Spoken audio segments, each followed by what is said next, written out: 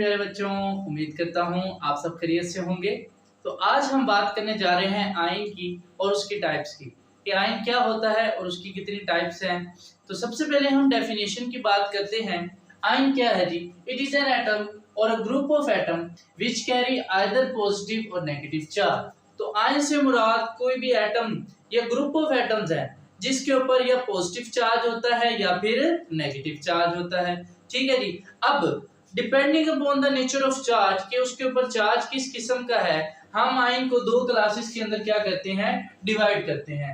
या इसकी टाइप्स की बात करें तो आयन की दो टाइप्स होती हैं जी हमारे पास। एक है जी हमारे पास केटाइन, ठीक है, और दूसरी हमारे पास कौन सी होती है, एनाइन। ठीक है। अब ऐसा एटम या group of atoms which carry positive charge it is called cation. ठीक है। ऐसा आयन जिसके ऊपर पॉजिटिव चार्ज हो उसे क्या बोलते हैं, केटाइन बोलते हैं। और ऐसा एटम या group of atom which carry negative charge is called A9. ठीक है। जिसके ऊपर नेगेटिव चार्ज होगा उसे क्या बोलेंगे, एनाइन बोलेंगे। अब हम बात करते हैं इनकी फॉर्मेशन की कि कैसे किसी भी एटम या ग्रुप ऑफ एटम के ऊपर चार्ज आता है, कैसे नेगेटिव चार्ज आता है तो वो एनाइन बन जाता है और पॉजिटिव चार्ज आता है तो वो केटाइन बन जाता है। इससे आपको ये टॉपिक जो है अच्छे तरीके से क्लियर होगा। एग्जांपल्स की बात करें तो केटाइन की सिंपल एग्जांपल है हमारे पास H+, Na+ और Ca2+ etc। अगर नेगेटिव आयन की बात करें तो Cl- हमारे पास इसकी सबसे कॉमन जो है वो एग्जांपल है। इसके अलावा O2- भी हमारे पास इसकी जो है वो एग्जांपल है। ठीक है जी। अब हम इन एग्जांपल्स की जो है बात करते हैं। सबसे पहले है जी मेरे पास हाइड्रोजन H+। ठीक है, ये एक केटाइन है। हम इसकी फॉर्मेशन देखते हैं। तो प्यारे बच्चों, आप जानते हो हाइड्रोजन का एटॉमिक नंबर होता है 1। ठीक है। इसका अगर मैं एटम बनाऊं तो ये इसका न्यूक्लियस एक ही शेल है और उसके अंदर एक ही इलेक्ट्रॉन जो है वो रिवॉल्व कर रहा है। ठीक है। न्यूक्लियस में एक प्रोटॉन मौजूद है। अब एटॉमिक नंबर 1 का मतलब ये है कि इसमें एक इलेक्ट्रॉन है और एक ही प्रोटॉन है। क्लियर है बात? अब एक इलेक्ट्रॉन और एक प्रोटॉन होने का मतलब ये है कि एक नेगेटिव चार्ज है और एक ही पॉजिटिव चार्ज है। और नेगेटिव पॉजिटिव चार्ज को कैंसिल आउट करते हैं जिससे हमारे पास नेट चार्ज क्या आता है, जीरो, और एटम क्या होता है, न्यूट्रल। क्लियर है बात? अब प्यारे बच्चों, मैं क्या करूं कि इसका ये इलेक्ट्रॉन जो है वो इससे क्या कर दूं, रिमूव कर दिया। मैंने इसका इलेक्ट्रॉन यहां से बाहर निकाल दिया। अब इस एटम में देखो, इसमें सिर्फ एक प्रोटॉन बाकी है, इलेक्ट्रॉन जो है इसका क्या हो गया, निकल गया।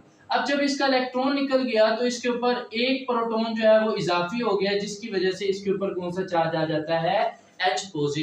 ठीक है। अब ये क्या बन गया है, H+।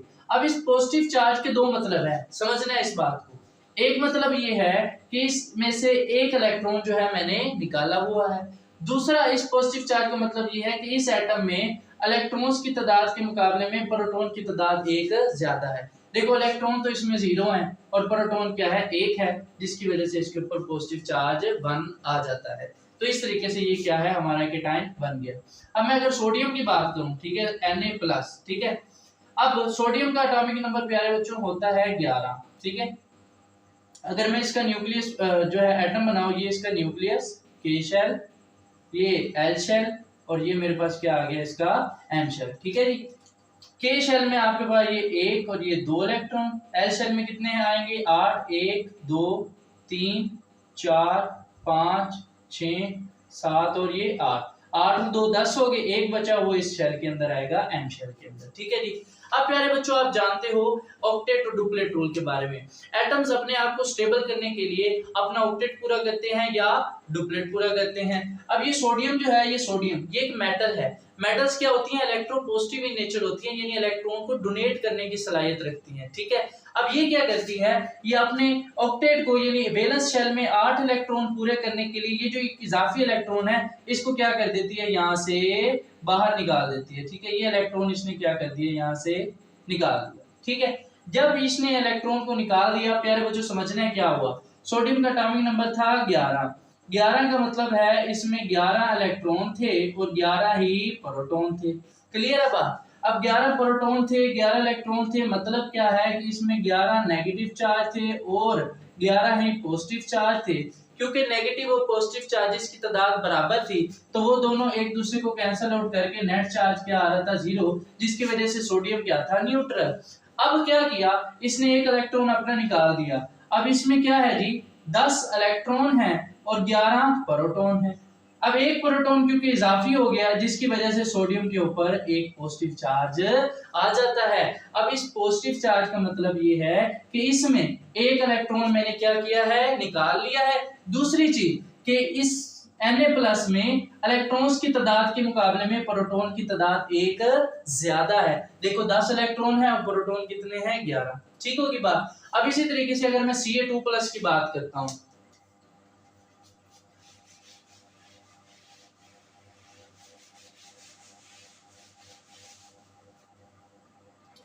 तो प्यारे बच्चों जो मेरे पास कैल्शियम है ना, कैल्शियम का एटॉमिक नंबर होता है 20। ठीक है, ये इसका कैल्शियम का न्यूक्लियस, ये इसका के शेल, ये इसका एल शेल और ये इसका एम शेल। ठीक है, के शेल के अंदर कितने आएंगे जी 2 इलेक्ट्रॉन, 1 और 2।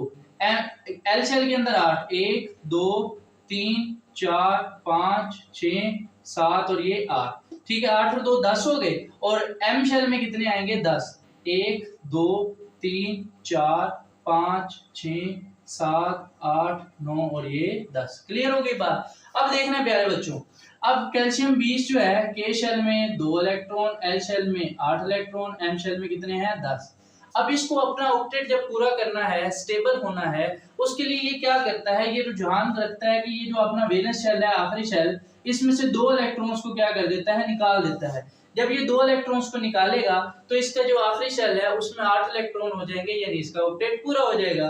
तो ये क्या करता है कैल्शियम अपने ये जो 2 इलेक्ट्रॉन है आखिरी शेल से, इसको भी यहाँ से बाहर निकाल देता है। ठीक है, और इसको भी यहाँ से बाहर निकाल देगा। क्लियर होगी बात। जब इसने 2 इलेक्ट्रॉन को यहाँ से निकाल दिया तो अब देखना है क्या हुआ। कैल्शियम 20 का मतलब था इसके अंदर 20 इलेक्ट्रॉन थे और 20 ही प्रोटॉन थे। क्लियर है बात। इसका मतलब 20 नेगेटिव चार्ज थे और 20 पॉजिटिव चार्जेस थे, दोनों एक दूसरे को मिलकर क्या कर रहे थे कैंसिल आउट। अब जब इसने 2 इलेक्ट्रॉन निकाल दिए तो Ca2+ बन गया। इसका मतलब क्या है कि इसमें कितने इलेक्ट्रॉन है 18 इलेक्ट्रॉन। पहले कितने थे 20, 2 निकाल दिए कितने हो गए 18 इलेक्ट्रॉन और प्रोटॉन कितने हैं इसके अंदर 20।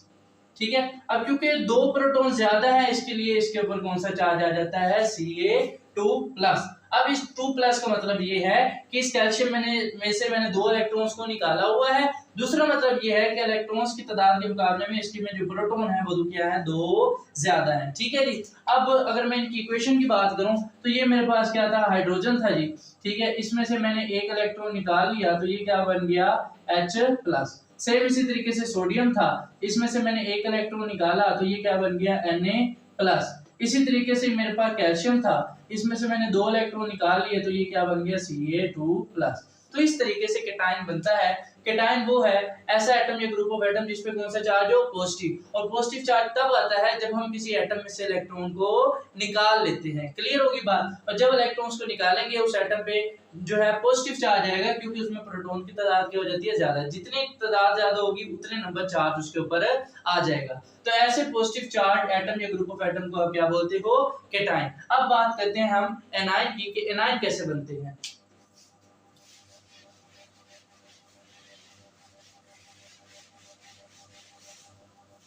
तो प्यारे बच्चों एनाइन की जो एग्जांपल है हमारे पास सिंपल सी है जी क्लोरीन। ठीक है, क्लोरीन का एटॉमिक नंबर होता है 17। के शेल में 2 इलेक्ट्रॉन, एल शेल में 8 और एम में कितने आते हैं 7। ठीक है जी।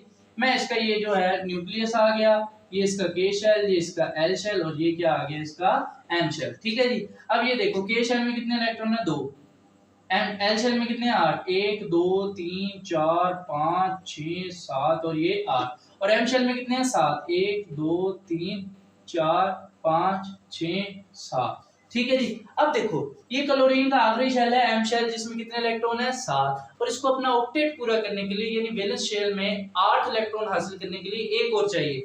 तो क्लोरीन ये रुझान रखती है, ये इलेक्ट्रोनेगेटिव एलिमेंट होता है। ठीक है, इसकी इलेक्ट्रोनेगेटिविटी ज्यादा होती है। ये इसका रुझान ये है कि ये इलेक्ट्रॉन को गेन करता है और गेन करने के साथ अपना अपना जो ऑक्टेट है उसको क्या करता है मुकम्मल। तो फिर मैं क्या करूं कि एक इलेक्ट्रॉन जो है मैंने इसके आखिरी शेल में क्या कर दिया ऐड कर दिया। ऐड करने से अब देखो क्या होगा।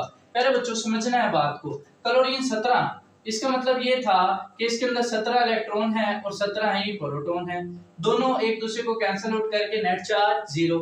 अब मैंने जब इसके अंदर एक इलेक्ट्रॉन जो है वो ऐड कर दिया, अब क्या हो गया, देखो इलेक्ट्रॉन हो गए हैं 18 और प्रोटॉन कितने हैं हमारे पास 17। क्योंकि एक इलेक्ट्रॉन इजाफी आ गया है, यानी एक नेगेटिव चार्ज इजाफी आ गया है, जिसकी वजह से क्लोरीन के ऊपर हम ये नेगेटिव चार्ज ले आते हैं। क्लियर होगी बात। और ऐसा एटम या ग्रुप ऑफ एटम जिसके ऊपर नेगेटिव चार्ज है उसे क्या बोलते हैं, एनाइन बोलते हैं। क्लियर हो गई बात। इसी तरीके से दूसरी एग्जांपल है हमारे पास O2- की। देखो ऑक्सीजन जो है, ऑक्सीजन इसका एटॉमिक नंबर होता है 8, ठीक है। के शेल में 2 इलेक्ट्रॉन, एल शेल में कितने आते हैं 6, ठीक है जी। अब ये मैं ऑक्सीजन का ये मैंने क्या बना दिया, ये न्यूक्लियस, ये के शेल और ये एल शेल, ठीक है।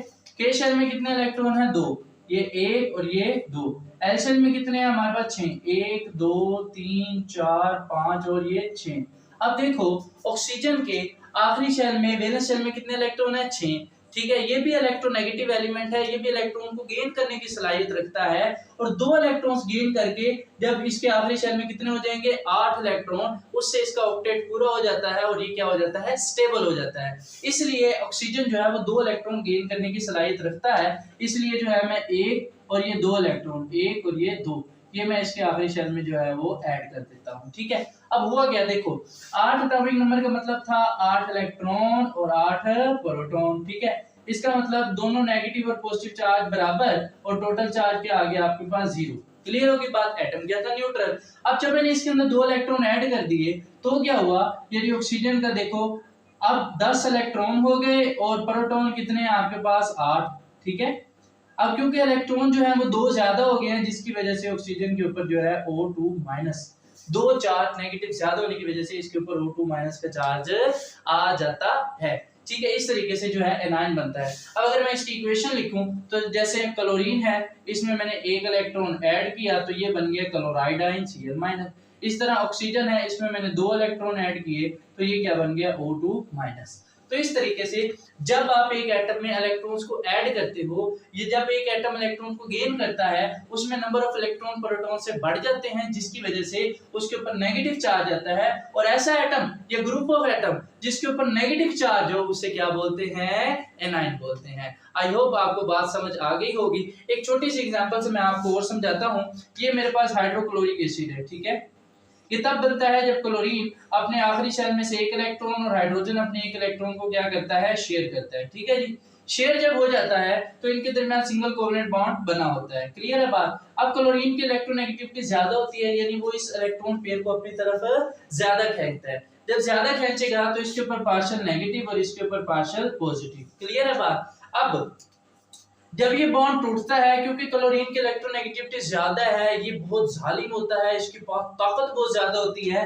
जब ये बॉन्ड टूटेगा, ऐसे टूटेगा, ये दोनों इलेक्ट्रॉन्स को क्लोरीन लेके चला जाता है, यानी एक अपना भी लेके जाता है जो इसने शेयर कर रखा है, और दूसरा जो हाइड्रोजन ने शेयर किया होता है उस हाइड्रोजन का भी इलेक्ट्रॉन खींच के ये यहाँ से ले जाएगा। तो क्लोरीन के ऊपर क्योंकि 1 इलेक्ट्रॉन ज्यादा आ जाता है, इसलिए किसमें कन्वर्ट होता है, Cl- में, और हाइड्रोजन का 1 इलेक्ट्रॉन निकल जाता है, इसलिए किसमें कन्वर्ट होता है, H+ में। तो जब हाइड्रोक्लोरिक एसिड टूटता है, आयनाइज होता है, तो उसमें दोनों बनते हैं, एक एनाइन बनता है, एक केटाइन बनता है। क्लोरीन के ऊपर नेगेटिव चार्ज आता है, जिसका मतलब इसमें 1 इलेक्ट्रॉन ज्यादा है, और वो कौन सा इलेक्ट्रॉन है, हाइड्रोजन का, जो इसने उससे खींचा है बॉन्ड टूटने के बाद। हाइड्रोजन का 1 ही इलेक्ट्रॉन था, वो इससे कोई जो है क्लोरीन खींच के ले गया, जिसकी वजह से हाइड्रोजन पे एक पॉजिटिव चार्ज आ गया। ये अब प्रोटॉन कहलाता है, इसे हम क्या कहते हैं, क्लोराइड आयन। ये एनाइन है, ये केटाइन है। आई होप आपको आयन की समझ लग गई होगी कि ऐसा एटम या ग्रुप ऑफ एटम जिसपे कोई ना कोई चार्ज हो, नेगेटिव हो या पॉजिटिव।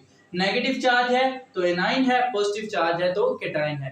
केटाइन तब बनता है जब हम एटम में से इलेक्ट्रॉन को निकालते हैं, और एनाइन तब बनता है जब हम एटम में इलेक्ट्रॉन को एंटर करते हैं। आई होप आपको ये क्लियर हो गया होगा, लेकिन अगर कोई बात फिर भी समझ नहीं आई तो आप कमेंट सेक्शन में पूछ सकते हैं। मिलते हैं नेक्स्ट लेक्चर में, तब तक अपना ख्याल रखिए। खुदा हाफिज।